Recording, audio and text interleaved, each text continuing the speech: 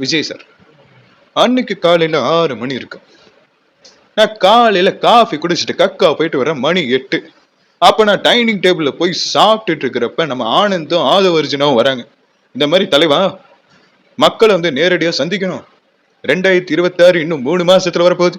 இன்னும் 3 மாசத்துக்குள்ள மக்களோட மனசுல நம்ம நீங்க இடம் பிடிச்சாதான் நம்மளுக்கு ஒரு ஆட்சி அமைக்கிறதுக்கான வாய்ப்பு கிடைக்கும்.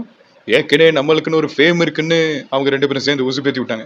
நார்மலாவே நம்ம உசுப்பேத்துறவங்கிட்ட உம்முன்னும் கடுப்பேத்துறவங்கிட்ட கம்முன்னு இருந்தா வாழ்க்கை ஜம்முன்னு இருக்கும்னு கோட்பாடோட வாழ்ந்துட்டு இருப்போம். நம்மளை யார் உசுப்பேத்தினாலும் அப்படி உம்முன்னு தான் இருக்கிறது.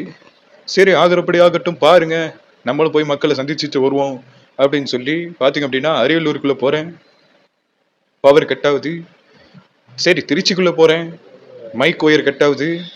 சரி, பெரம்பலூர் போறேன். அங்க அவங்களோட பேசுறது வாய்ப்பும் கட் ஆகுது. அப்படியே நாகப்பட்டினத்துக்கு போறேன்.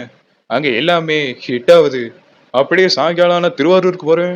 அதுவும் பாத்தீங்க அப்படின்னா சூப்பர் ஹிட் ஆகுது.